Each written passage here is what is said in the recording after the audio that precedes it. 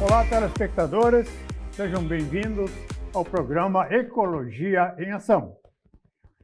Esse programa é patrocinado, em parte, pela Associação de Preservação e Equilíbrio do Meio Ambiente, a APREMA, e completou agora, no dia 15 de março, 45 anos de existência e serviços comunitários no voluntariado.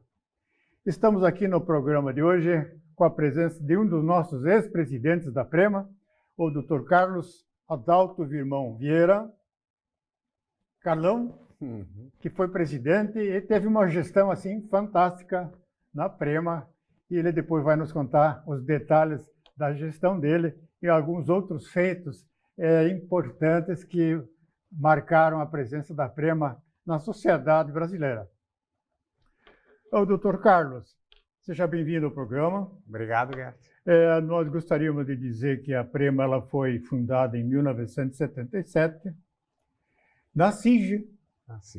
Os empresários, na época, estavam preocupados com a possibilidade de uma fábrica de papel em Joinville, de uma empresa que já tinha até comprado áreas aqui, iniciado processos de reflorestamento com exóticas dentro da bacia de captação da água.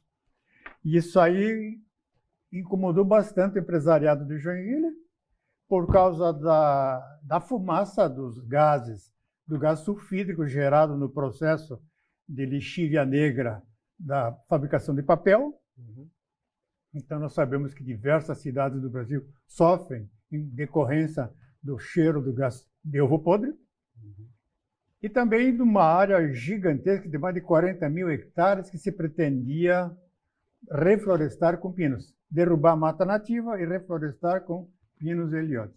Então, esse setor empresarial, muito consciente na época, possibilitou essa criação dessa entidade. Mas isso tudo não seria possível se não tivéssemos o apoio do Luiz Henrique.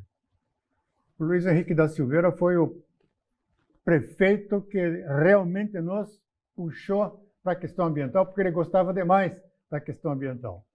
E ele foi o primeiro assinante da lista de presença da Assembleia Geral de Constituição. Que legal. Foi assim um fato fantástico.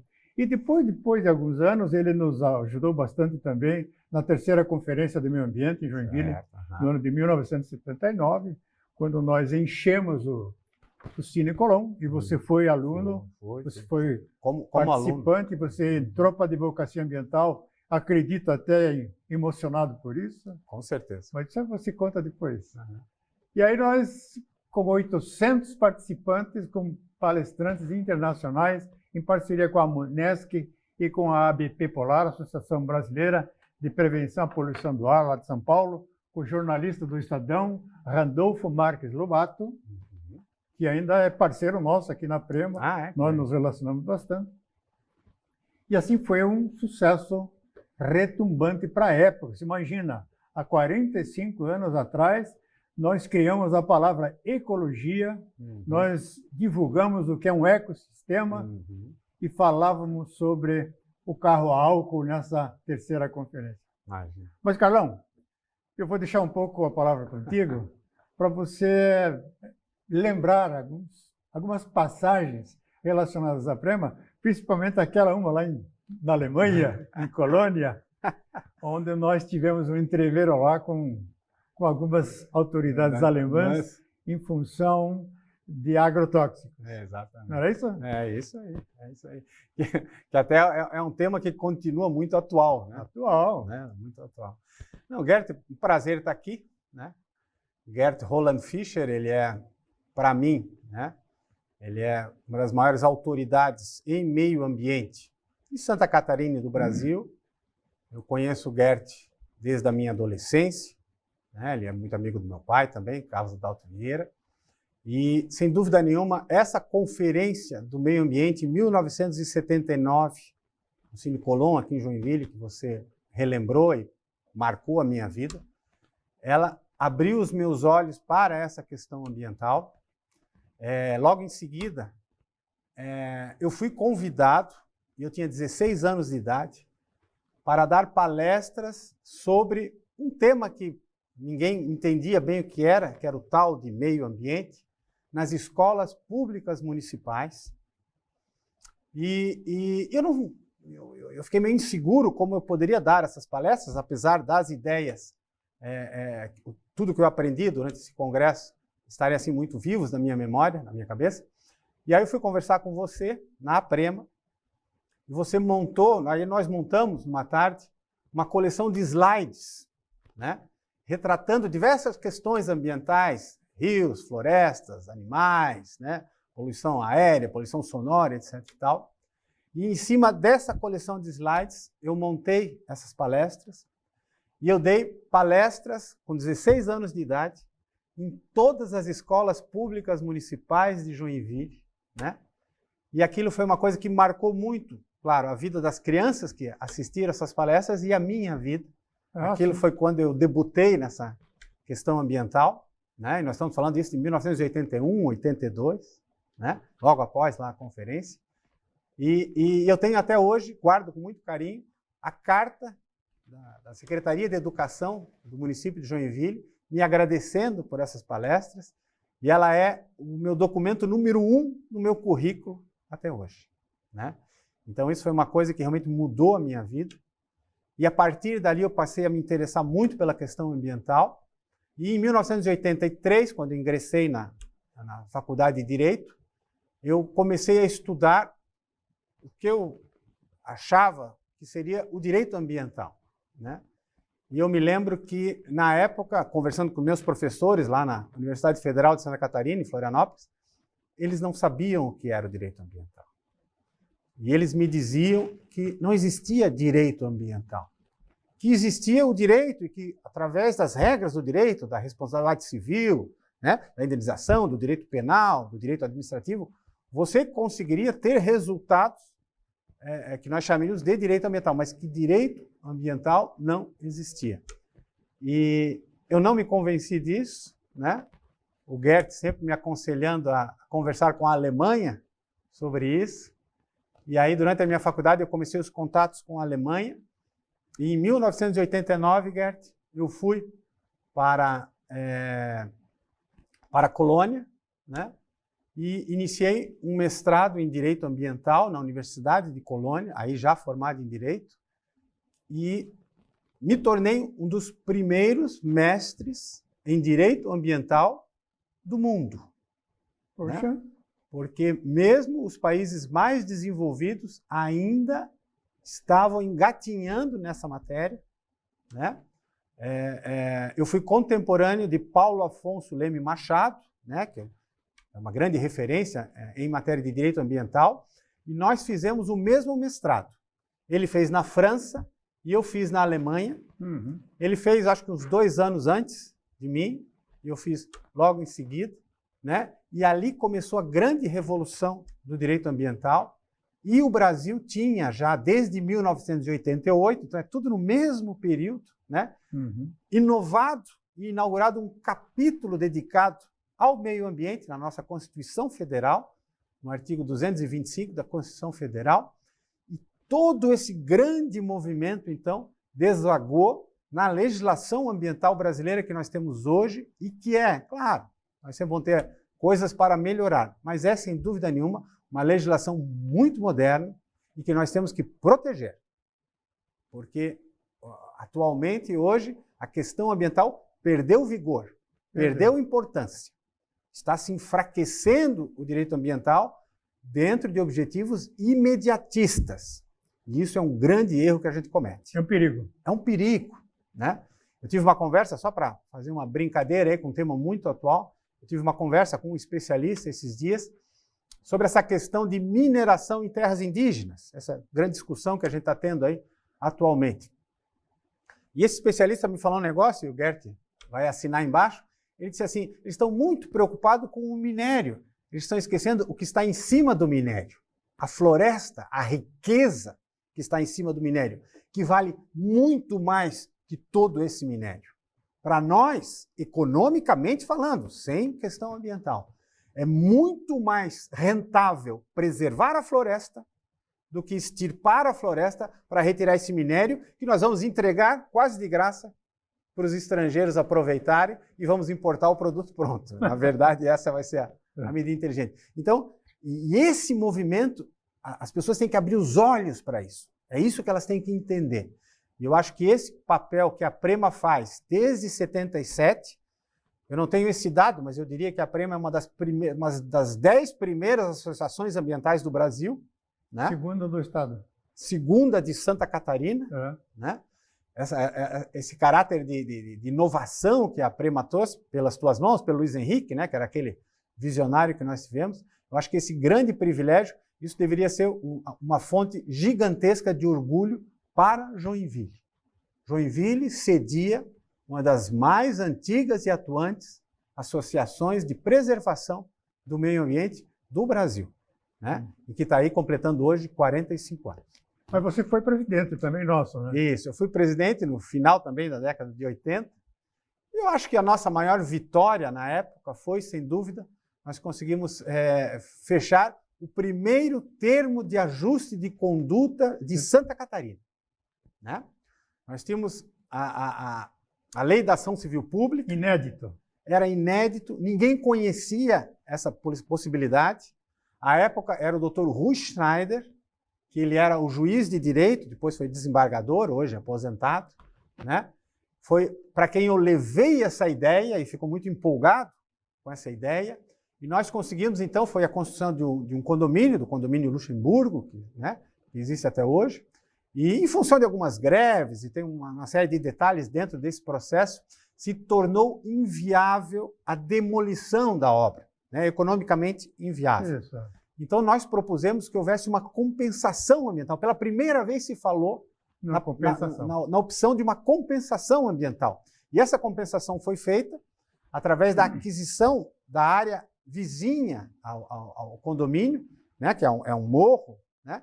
E a preservação de toda essa área que está lá, preservado até hoje, né? E conseguimos, então, a sede própria. O teu pai era advogado também, Isso. ajudou muito. Ajudou E muito. um dia ele chegou para mim e disse, Gert, me faz uma relação do que você quer na compensação. Isso, exatamente. E nós fizemos uma relação. Exatamente. E negociamos e conseguimos tudo. Né? É. Então, foi uma grande vitória da Prema, acho, né? Marcou a história da Prema. E para mim, é o feito mais importante. Né? Isso resultou numa sede própria. Exato. Telefone, fax, na época era fax. Fax, né? Exatamente. Ar-condicionado, tudo, né? Que você podia imaginar uma sede moderna de uma entidade, de uma ONG, né? Sim. E quando eu comecei a estudar o meio ambiente, eu me deparei com a Conferência de Estocolmo, de 1972, que foi a primeira conferência internacional do meio ambiente, e eu adquiri os cadernos, os relatórios dessa conferência. E é uma coisa impressionante, Gert. Se você ler hoje os relatórios dessa conferência, que já tem 50 anos, parece que eles foram escritos semana passada. Os problemas são exatamente iguais. Natureza é natureza, né? A natureza é a natureza. O único tema que nós não tivemos na Conferência de Estocolmo, em 72, por incrível que pareça, foi o plástico. O plástico não entrou na conferência. À época, 72, o plástico ainda não tinha aquela força de estrago como hoje, né? Não tinha mostrado sua cara, né, pesada. Mas todos os outros, poluição do automóvel, poluição sonora, poluição dos rios, poluição dos mares, né, pesca predatória, tudo está lá. Mudança do clima não, né? Já iniciou com a mudança do clima, já tinha. E, em decorrência disso, nós dois estivemos na Eco 92, no Rio de Janeiro, né, representando a Prema, que foi, então, a continuação da Conferência de Estocolmo, né, e que foi também, para mim, um dos momentos mais marcantes da minha vida. Né, e eu tive a honra de participar do teu lado e aprender contigo. Porque o Gert tem esse jeitinho aqui, mas fala inglês, fala alemão, fala tudo. E uma vez o Gert foi me visitar na Alemanha, na minha universidade, e eu disse, Gert, eu só quero te alertar que o professor Hartmut Krüger, ele fuma bastante. Aí o Gert virou para mim e falou assim, a gente já fuma junto. Se for para conversar sobre o meio ambiente, a gente já fuma junto. Né? Eu nunca me esqueci dessa brincadeira e foi muito legal. Aí depois tem uma outra história aí que a gente pode contar. Nós, na Prema, entre 1982 e 97, nós capitaneamos no Brasil, eu coordenei a Rede de Ação contra os Agrotóxicos, a Pesticides Action Network. Exatamente. Então, era um trabalho voluntário, eu era engenheiro agrônomo, fui então selecionado pelo Grupo Internacional para coordenar no Brasil essa questão, porque como agrônomo eu podia ter uma RT, eu tinha um caminho legal discutindo e brigando com a questão de agrotóxicos. E, inclusive, uma petição acabou chegando na Alemanha e nós, na época, tivemos que visitar algumas autoridades lá em função de um artigo, de uma posição que coloquei dentro do jornal da PAN. Exatamente. Nós fomos intimados a comparecer para conversar com representantes da indústria de agrotóxicos, né? E eles estavam muito irritados com uma posição da APREMA, do Gert, que dizia que era um absurdo que empresas alemãs permitissem que as suas afiliadas no Brasil produzissem agrotóxicos que na Alemanha já eram proibidos há muito tempo. Isso aí, né?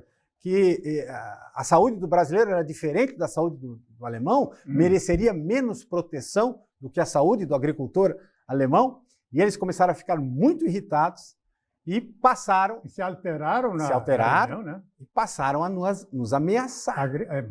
Ameaçar. E naquele momento, aí nós demos um soco na mesa. Você disse assim, ein Moment! Aí eles tudo em alemão. Sentaram, pararam e nos deixaram falar. Eu, o Carlão, que fala um Hochdeutsch, né? Deu um show de bola, hein? A discussão em alemão, isso que era o pior.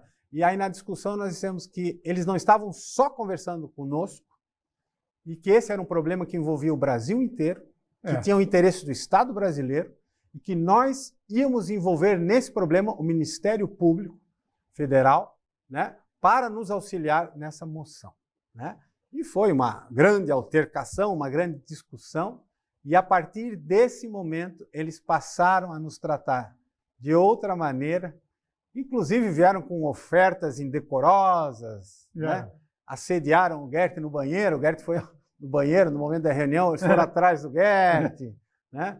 Para ver se nós nos venderíamos, né? Aos interesses deles, né? E, naturalmente, nada disso aconteceu e nós saímos de lá muito orgulhosos e muito vitoriosos, né? Porque conseguimos abrir, então, uma discussão para que houvesse uma mudança de parâmetro. Né? Em decorrência desse nosso entreveiro na Alemanha, a ADF, a Associação dos Defensivos Agrícolas do Brasil, né? Ela passou a se dirigir à PAN, à PREMA, e a negociar anualmente uma agenda de produtos, o que eles tinham que tirar, o que eles iam tirar voluntariamente e prazos que eles pediam para a PAN, para que essa PAN orientasse, com orientação internacional, o que deveria ser feito para o Brasil. Então, assim, foi um divisor de águas isso aí. E a importância foi disso, importante. né, Gert? Eu acho que isso é um momento e histórico. E aí, voltando a falar do Luiz Henrique, eu voltava de uma conferência da Holanda, em Utrecht, em 1984, quando lá foi discutida a questão dos agrotóxicos clorados, de Dirty Dozen, os 12 sujos. Né? E diversos países já tinham proibido a produção, fabricação, revenda, etc., e uso desses clorados. E o Brasil ainda estava vendendo os clorados adoidadamente. Aldrin, Dieldrin, todos esses. Aí, quando eu voltei eu vim com uma lista de 80 e poucas nações, dos representantes de 80 e poucas nações, pedindo para o governo brasileiro proibir os clorados no Brasil.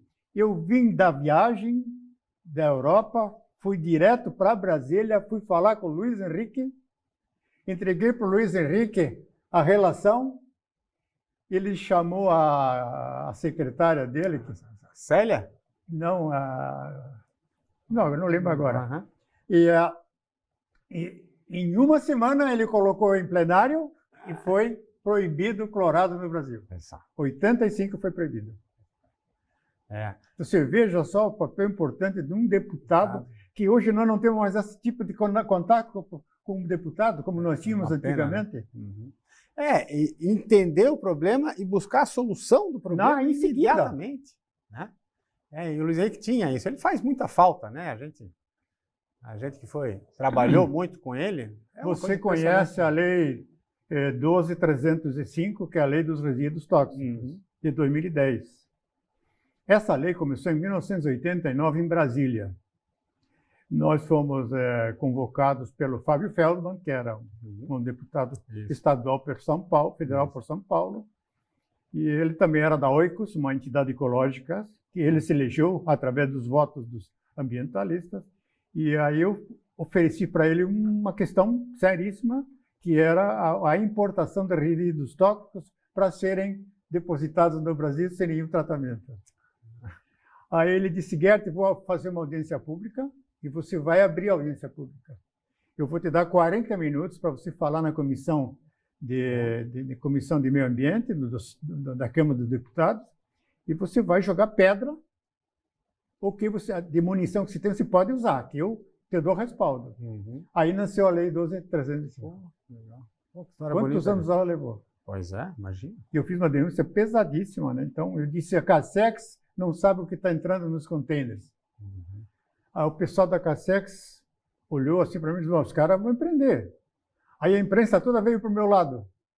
Quando eu acabei de falar, a imprensa veio para cima de mim. E a Casex, em seguida, que eu fiz uso da palavra, ela disse: o engenheiro Gert tem toda a razão. Nós não sabemos o que vem nos contêineres. Você veja, que absurdo, né? Imagina. Mas é isso, Carlão. Nós ainda temos 6 minutos. Eu gostaria que você falasse mais alguma coisa da tua gestão. Você, além da sede que você conseguiu com o teu pai, você também agiu bastante na questão dos desmatamentos, né, em ações civis públicas. Exatamente. A gente trabalhou bastante, né? Em nome da Prema, isso é um grande privilégio, porque para você ter legitimidade para propor a ação civil pública, você precisa ter uma associação. Nós somos os primeiros no Estado a propor. Os primeiros em 85, quando saiu a Lei 7347. Né? Exatamente, a Lei 7347. Né? E a Prema sempre foi muito ativa nisso. Então, ela sempre conseguiu, em paralelo, o Ministério Público, que começou a atuar 5, 6 anos mais tarde, depois da Constituição de 88, né? Para que a gente começasse a combater e a fiscalizar os desmatamentos que não tinham controle nenhum aqui. Né? Então, eu acho que isso também foi um grande ganho, e essa é a importância, por isso talvez, Gert, seria até de muito valor resgatar essa história da Prema e talvez conseguir registrar isso, né? Porque isso coloca, sem dúvida, Santa Catarina num patamar muito especial de preservação. Muito especial, E o Estado tem realmente, né, uma área de preservação, especialmente de Mata Atlântica, etc. E no Nordeste, principalmente. Comparando com o resto do Brasil, muito alto. Né? Eu acho que isso é uma coisa muito importante e é uma coisa muito legal, por exemplo, voltando ao Luiz Henrique, quando ele foi o relator do Código Florestal, ele pediu que eu escrevesse um parecer justamente analisando a Constituição alemã, as questões ambientais dentro da Constituição alemã, para que eu propusesse uma descentralização dos códigos florestais, né? Dando um pouco mais de autonomia aos estados, de acordo com as suas características próprias. Importante. Né? Como funciona realmente na Alemanha. Exatamente. Né? Então, isso aí foi um trabalho muito importante que nós fizemos lá com o Luiz Henrique. Depois o Código Florestal foi aprovado. E agora é uma tendência de você conseguir botar em prática isso. Mas eu vejo com bastante preocupação hoje. Eu acho que a gente regrediu a cultura ambiental. Eu acho que se confundiu preservação do meio ambiente com essa questão de politicamente correto, com essa questão de ecochato, etc. e tal. Só que nós estamos falando de um tema essencial. E depois misturaram a ideologia com o meio ambiente. Exatamente. Isso é a pior coisa. Pior coisa. Você não pode misturar ideologia com o meio ambiente, com religião, com política, né? E é o que nós vemos hoje. E isso enfraquece toda a discussão ambiental e a consequência disso é muito drástica. Muito né? bom, porque não vai ter defensores da questão ambiental, porque a juventude chega aí, não tem informação e vão ser os maiores prejudicados. Exatamente. Isso a gente vê muito. E é uma questão muito interessante, porque as pessoas elas tratam o meio ambiente como se o meio ambiente fosse um outro ser, né? Mas nós fazemos parte dele, nós somos o meio ambiente também. Mas nós pegamos o meio ambiente emprestado dos nossos pais. Exatamente. E temos que devolver o meio ambiente melhor ou pior para os nossos esse que é o ponto. descendentes. Esse que é o ponto. Né? É impressionante como a gente não aprendeu a utilizar o meio ambiente. Né? Tanto assim que atualmente uma das bandeiras da Prema é ajudar a questão do plano diretor de Joinville. Isso é muito importante. Existem, assim, a gente está sentindo que a Câmara de Vereadores atual, ela está muito voltada, está muito interessada na questão da urbanização do espaço, do sagrado espaço da produção de comida. Uhum. Com o trancamento das estradas, a comida não vai chegar. E nós não temos áreas agricultáveis para a produção de verdura, para a produção de alimentos, de cereais aqui em Joinville. E agora estão querendo ocupar com condomínios horizontais e com todas as áreas como é que se diz? Contratos de gaveta, que foi um crime que ninguém se incomodou, exatamente. Nem a OAB se envolveu nisso aí. É verdade. Uma vergonha, Uma né? vergonha. E com a urbanização dos mangues foi um outro desastre, né? Mas nós estamos atentos, nós estamos preparando o nosso sucessor. Está difícil, ninguém quer assumir esse papel. Todo mundo se esquiva porque eu posso perder cliente, porque eu posso perder amizades. Quer dizer, essa cabeça que nós tínhamos naquelas décadas passadas, que o movimento ecológico explodiu, assustou o empresariado. Eles achavam que estavam sozinhos e eles viram que nós éramos, apesar de poucos, éramos maiores do que eles. E eles descobriram isso. E aí, então, é como você falou, o movimento ecológico foi enfraquecido. Mas está ressurgindo. Sim. Eu acho que a gente tem que descobrir as pessoas que ainda se movimentam por um ideal. Né? E nós, infelizmente, há uma tendência na sociedade atual de você atender aos seus interesses imediatos. Né? Esquecer o ideal, né? Esquecer o todo e ver o teu. E a questão do individualismo também, né? A pessoa, exatamente. Né? Então, eu acho que isso mudou muito. Eu também sinto, né? A minha geração, as gerações de pessoas mais jovens, eles estão preocupados com a vida deles. Né? Eles não saem fora da caixinha deles. Ô, doutor Carlão, nós estamos com 49 segundos. Deixa um recado aí para os jovens que estão chegando no mercado de trabalho do direito ambiental. Eu acho que o direito ambiental é uma área vastíssima, né? Tem muito campo de trabalho pela frente. E o direito ambiental, ele serve também, mesmo que você trabalhe não do lado da preservação, mas na defesa de alguém que causou um dano ambiental, para que você possa orientar essa pessoa a utilizar o meio ambiente com racionalidade e com a preservação dos recursos naturais, que eles são essenciais à nossa vida, é uma coisa tão básica e a gente não entende. Eu gostaria de lembrar também de que todo bom advogado, e que tem grandes vitórias, ele também recebeu laudos técnicos de excelente qualidade. É verdade. O Gert foi durante 20, 30 anos, né? Meu assistente técnico em diversos processos, e nós fomos em todos eles vitoriosos. E grande parte dessa vitória foi creditada à qualidade dos laudos técnicos que o Gert Roland Fischer apresentou para nós. Ok, muito obrigado. Admiração por vocês. E assim nós encerramos mais um programa Ecologia em Ação, esperando que vocês nos assistam no próximo. Até lá!